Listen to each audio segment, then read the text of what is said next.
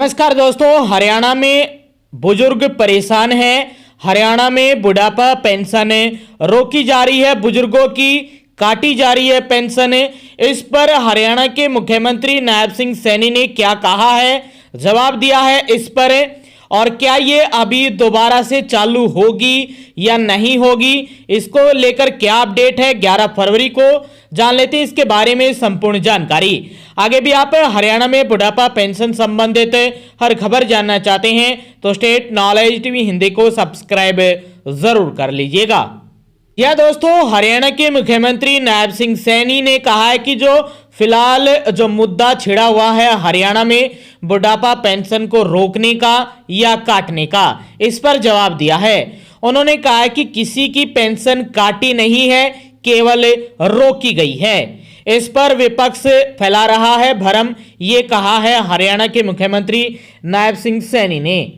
उन्होंने हरियाणा निवास में बोले नायब सिंह सैनी।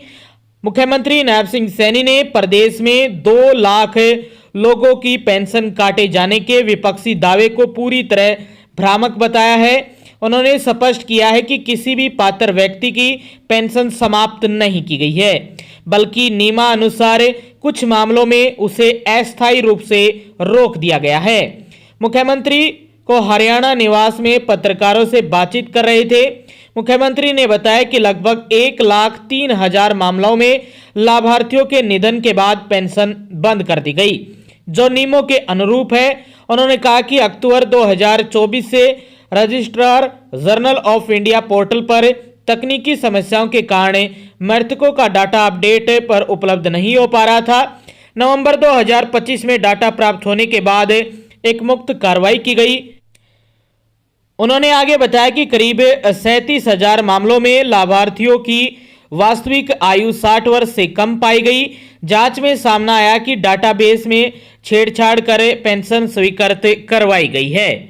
ऐसे मामलों में पेंशन अस्थायी रूप से स्थगित की गई है और वैध दस्तावेज प्रस्तुत करने पर पुनः बहाल की जाएगी। इसके अतिरिक्त लगभग 39,000 मामलों में आय का सत्यापन लंबित है। जांच पूरी होने के बाद पात्र पाए जाने पर पेंशन फिर से जारी कर दी जाएगी।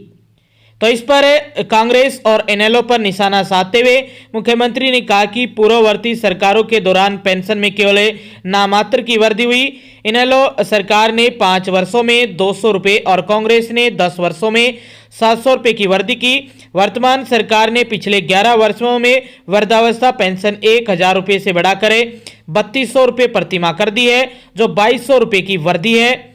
उन्होंने बताया कि वर्ष 2023 में आय सीमा 2 लाख रुपए से बढ़ाकर 3 लाख रुपए किए जाने के बाद बड़ी संख्या में नए बुजुर्ग पेंशन योजना से जुड़े हुए हैं।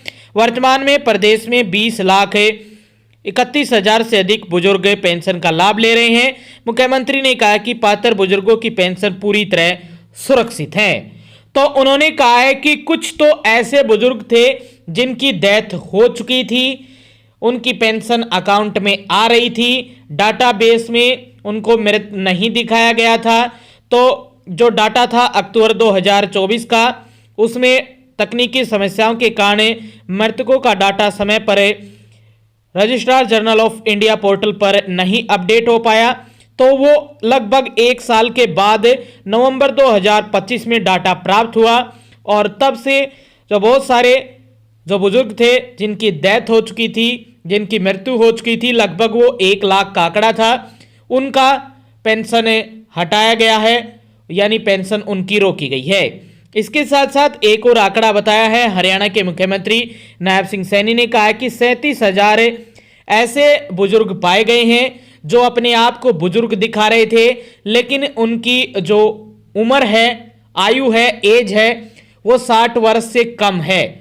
यानी अपने दस्तावेजों से छेड़छाड़ या रिश्वत या कहीं पर नाम का यूज करके गलत तरीके से दस्तावेजों का प्रयोग करके उन्होंने अपनी एज 60 वर्ष या उससे ज़्यादा दिखाई है, और या मेडिकल सर्टिफिकेट के कारण इस कारण से उनकी पेंशन रोकी गई है।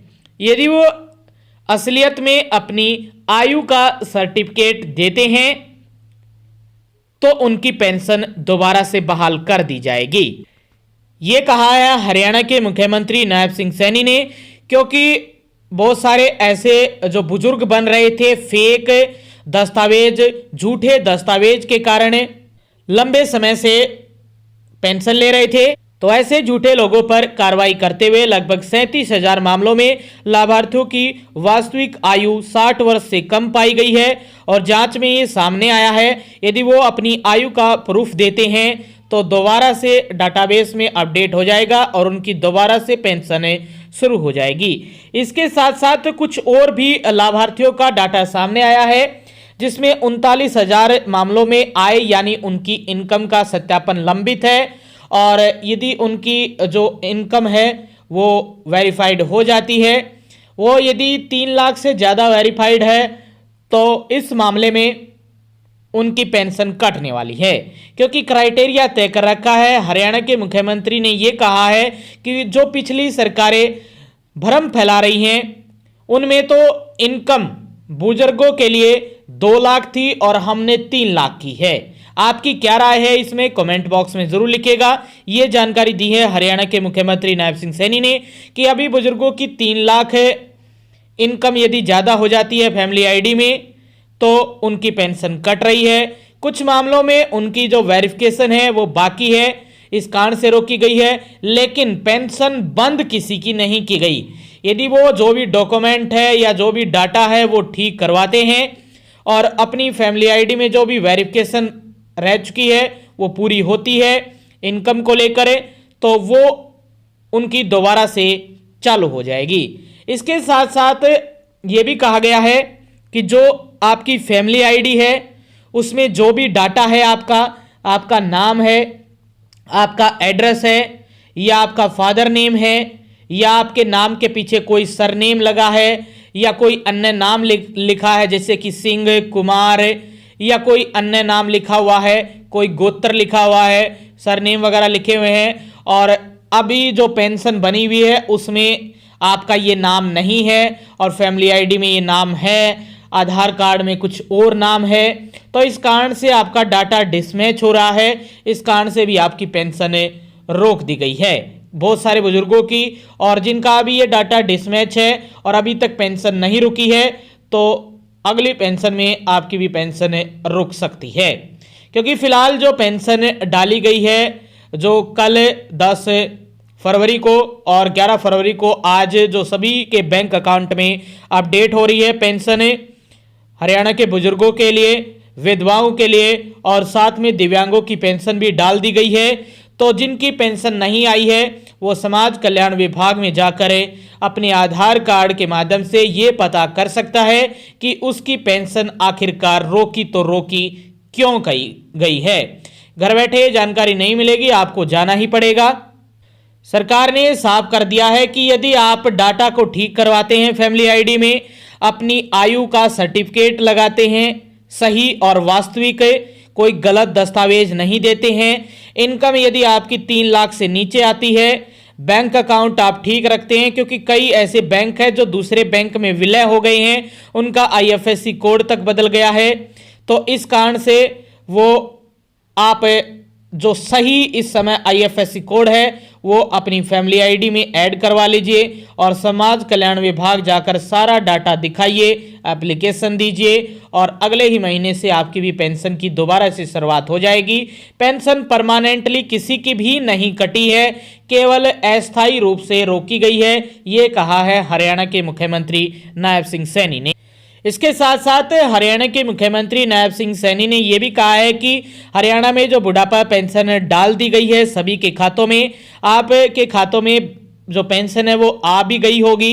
यदि आपके खाते में नहीं आई है आज या कल 2 दिन के अंदर अंदर यदि नहीं आती है तो आप समाज कल्याण विभाग चले जाना कि क्यों नहीं आई है, क्योंकि हो सकता है कि किसी कारण से आपका भी डाटा डिसमैच हुआ हो, आपकी भी पेंशन रुक गई हो। यदि आ गई है तो बहुत अच्छी बात है, आपका डाटा ठीक है अभी तक और आपकी पेंशन आती रहेगी।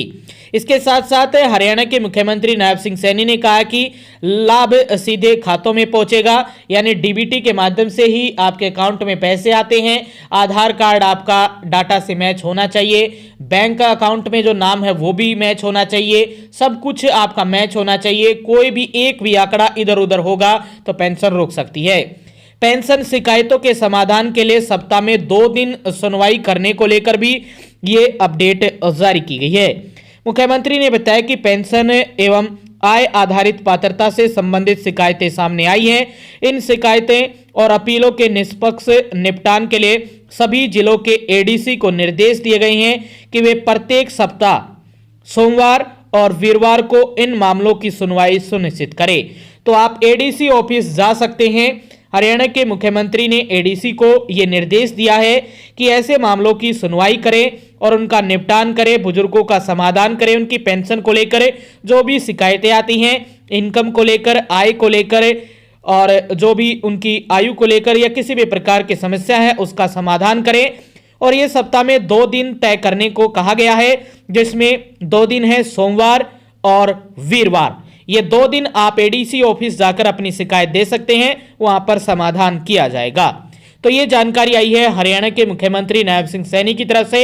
आगे भी आप हरियाणा की हर खबर जानना चाहते हैं तो स्टेट नॉलेज टीवी हिंदी को सब्सक्राइब जरूर कर लीजिएगा।